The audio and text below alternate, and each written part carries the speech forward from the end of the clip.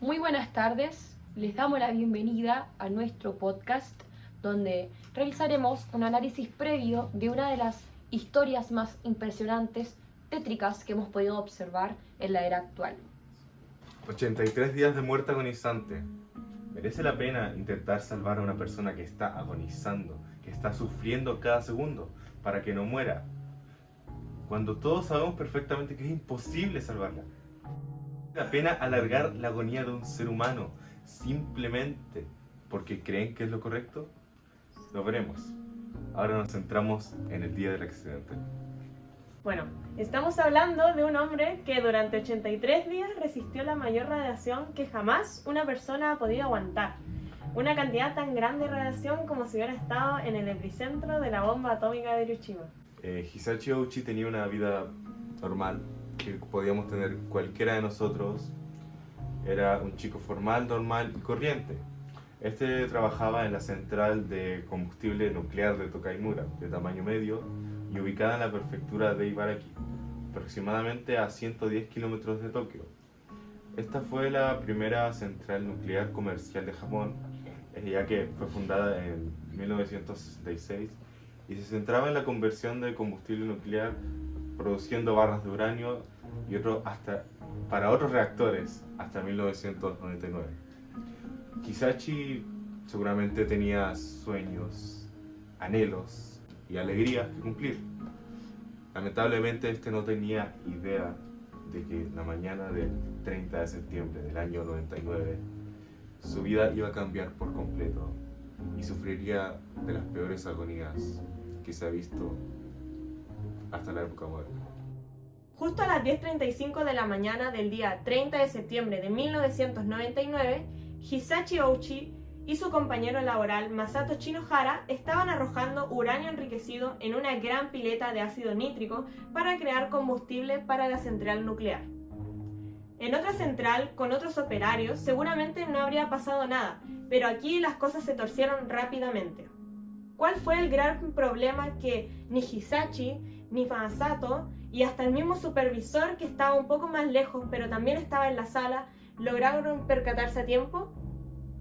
El error grave y negligente fue que no tenían ni la calificación, ni el entrenamiento, ni los conocimientos para realizar un proceso de esta calaña. El desastre estaba asegurado.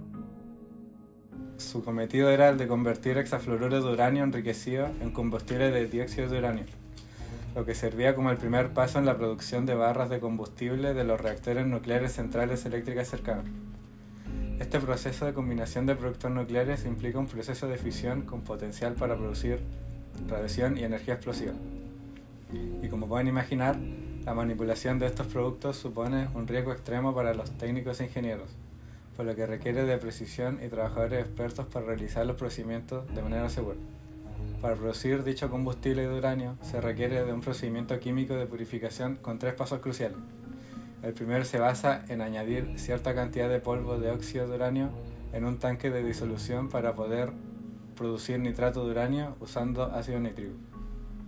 En el segundo, la mezcla obtenida se transporta cuidadosamente a un tanque intermedio especialmente diseñado para evitar que el proceso de fisión alcance niveles críticos. En un tanque de precipitación destinado a capturar cualquier contaminante residual nuclear restante, se agrega amoníaco formando un producto sólido. En el último paso, el óxido de uranio se coloca en los tanques de disolución para que se purifique. Esta purificación se lleva a cabo sin enriquecer los isótopos y es considerada una tecnología de proceso húmedo en la que Japón está altamente especializado. El día 28 de septiembre de 1999 estaba previsto un envío de nitrato de uranio a otras centrales. Era el primer envío de la compañía JCO para un reactor en 3 años y los trabajadores de la institución fueron presionados para empezar a disolver y mezclar óxido de uranio enriquecido de alta pureza con ácido nítrico sin las cualidades adecuadas y las preparaciones requeridas establecidas para dicho procedimiento. Los técnicos siguieron los pasos del manual de operaciones de JCO, pero este manual no estaba aprobado por la STA, la Agencia de Ciencia y Tecnología de Japón. Todos estos fallos en la seguridad se fueron sumando hasta que se produjo la catástrofe. Alrededor de las 10:30 del día 30 de septiembre, El tanque de precipitación alcanzó una masa crítica cuando su capacidad se vio desbordada. En ese momento contenía 16 kilogramos de uranio. La geometría alta y estrecha del tanque intermedio se diseñó para contener la solución de forma segura y evitar los niveles críticos. Por el contrario, el tanque de precipitación no había sido diseñado para contener cantidades ilimitadas de este tipo de solución. La forma cilíndrica y ancha del tanque hizo que se alcanzaran dichos niveles críticos. Los trabajadores pasaron por altos los tanques intermedios por completo y optaron por verter el nitrato de uranilo directamente en el tanque de precipitación. El nivel de radiación peligroso se alcanzó después de que los técnicos añadieran al tanque un séptimo cubo de nitrato de uranio, líquido enriquecido al 18% con uranio 235. La cantidad agregada en ese punto era 7 veces mayor al límite de masa legal especificado por la STA. En resumen, los trabajadores estaban vertiendo de forma manual una cantidad que sobrepasaba los límites de seguridad en un tanque que no estaba diseñado para ese vertido. Inmediatamente se desató una fisión nuclear descontrolada. La cadena de reacciones se volvió autosuficiente y emitió una intensa radiación gamma y de neutrones dentro de la instalación. Los 3 operarios que se encontraban allí aquel día eran Hisashi Ouchi, Masato Shinohara y Yukata Yokokawa. Ouchi se encontraba situado por encima del borde del tanque, cubriendo la parte superior con el cuerpo. Shinohara le estaba asistiendo desde una plataforma mientras vertía la solución, y Yokokawa estaba sentado en un escritorio a una distancia de 4 metros. Los tres técnicos observaron un flash azul, posiblemente de la emanación de un tipo de radiación llamada radiación de Cherenkov, e inmediatamente empezaron a sonar las alarmas de radiación gamma. Durante las siguientes horas, la fisión nuclear produjo reacciones en cadenas continuas. 15 días después, la central fue cubierta con sacos de arena y se creó un búnker de protección para proteger el exterior de la radiación gamma residual. Debido al caos y el pánico que causó el incidente y la falta de respuestas o plan de emergencia de la US, las autoridades advirtieron a la población que no debían tener agua ni comida, nada proveniente de la cosecha cerca de la zona.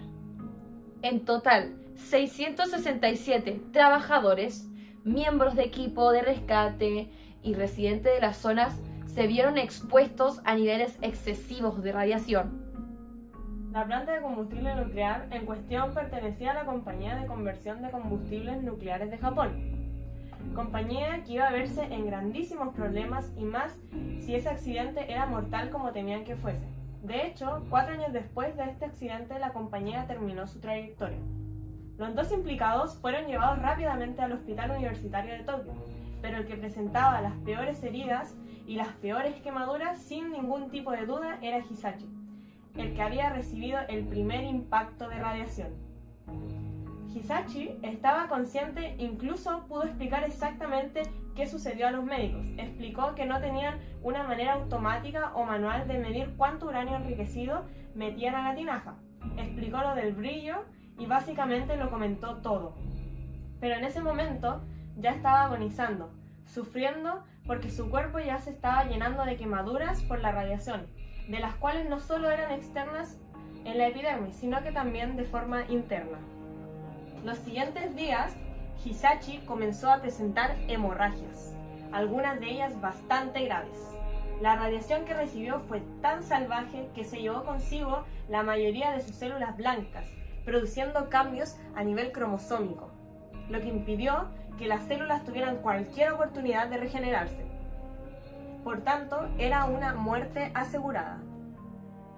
En los próximos días, y él, completamente consciente, empezó a pasarle lo siguiente. La piel ya no estaba tan solo quemada, sino que se le caía a tiras. Intentaban hacerle injertos de piel para que de alguna u otra forma protegerla y que no estuvieran los músculos a la intemperie. Sin embargo, no lo conseguían. Para evitar la inminente muerte, empezaron a hacerle transfusiones de sangre diarias, a tal punto de llegar a 10 transfusiones cada día para que no se desangrara. Y hablando lo más realista posible, a pesar de que sea perturbador, empezó a deshacerse, por lo que sangraba por todos lados, incluso en muchos momentos en los que él estaba desesperado, llorando, suplicando que terminaran con todo, que él no era un conejillo de indias, quería morir, que no podía aguantar más, que acabaran con aquel sufrimiento. En ese momento de angustia pura, llanto agónico, aquellas lágrimas eran de sangre.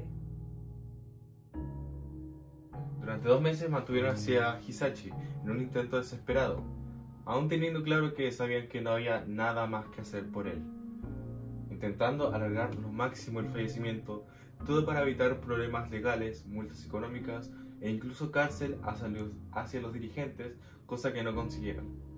Durante estos 83 días de infierno mantuvieron a Hisashi en este estado agónico, y hay fotos donde lo podemos ver prácticamente en un momento imposible, donde cuesta creer que este sea un humano, donde vemos su piel caída por completo, es puro músculo, donde el que pronto afrontaría las mismas consecuencias, empezaría a deshacerse. Por lo que no nos cabe en la cabeza cómo es posible que todavía siga vivo.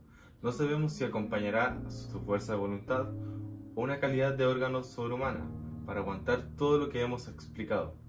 Fue una desgracia para él, y que él esperaba haber muerto al instante, pero al final pudo soportar esos 3 meses de agonía que, como hemos descrito, no se puede explicar ni siquiera. La imagen más famosa es la que ven en pantalla, que podemos observar un cuerpo similar a un esqueleto con una pequeña cantidad de músculo, agarrado un poco levantado por las piernas y los brazos para que este no haga contacto por medio de prácticamente del músculo, ni siquiera piel, a la camilla. Ya llevaban 2 meses de tortura con Hisashi, porque al final, al cabo, es una tortura. La cantidad de agonía que estaba sufriendo era simplemente inexplicable. Decidieron ponerlo en coma y aún así no lo dejaron ir. Estuvieron casi 1 mes más intentando mantenerlo con vida, hasta que al final, el día 21 de diciembre de 1999, falleció por fin y descansaba a causa de un fallo multiorgánico. Es increíble la cantidad de días que pudo sobrevivir, como mencionamos en aquel ejemplo de Hiroshima. La gente estaba lejos, incluso la gente que estaba cerca, le produjeron tumores que los terminaron matando días o semanas después. Luego, ¿qué pasó con su compañero? Masato Shinohara, que también estuvo cerca de aquel impacto de radioactividad extrema, aquella fisión nuclear a la cual estuvo expuesto, podemos decir que aguantó un poco más. Al cabo de un tiempo sobrevivió hasta el abril del año 2000, el mismo año y mes que comenzó el juicio contra el presidente de la compañía y 6 altos dirigentes. Todos recibieron castigo de pena entre 3 y 1 año de cárcel, además de una cuantiosa multa económica. No solamente para la familia de los fallecidos, sino que también para otros empleados que aseguraban haber tenido problemas a partir de aquella filtración de radiactividad. Así que acabaron pagando millones de dólares, llevando a la empresa a cerrar unos pocos años después. Además de lo terrible de la muerte, de la agonía de estos pobres chicos, aquí se abren 2 grandes temas, los cuales lo hemos mencionado levemente durante el transcurso de este podcast. El primero de ellos es ¿qué hacer cuando tú sabes que una persona está agonizando? Que no hay ningún tipo de tratamiento o aquel porcentaje de que salga bien es mínimo, es ínfimo, pequeñísimo. ¿Qué hacer en ese caso? ¿Dejamos que se vaya, que deje de sufrir, o lo intentamos una y otra vez hasta mantenerlo con vida? Y el otro tema, ¿por qué se alargó tanto la vida de Hisashi? Bueno, además de la propia cultura japonesa de no rendirse, creemos que hay un tema claro, pues la empresa sabía que no es lo mismo que hubieran víctimas no mortales a víctimas mortales, es decir, que estos trabajadores fallecieran. En el caso de que ellos murieran a los 15 años después de haber recibido la radiación, la pena no hubiese sido tan exigente al hecho de que mueran antes que el juicio. Por lo tanto, intentaban que muriesen luego del juicio y de la sentencia para así no tener que acatar el precio que tuvieron que pagar.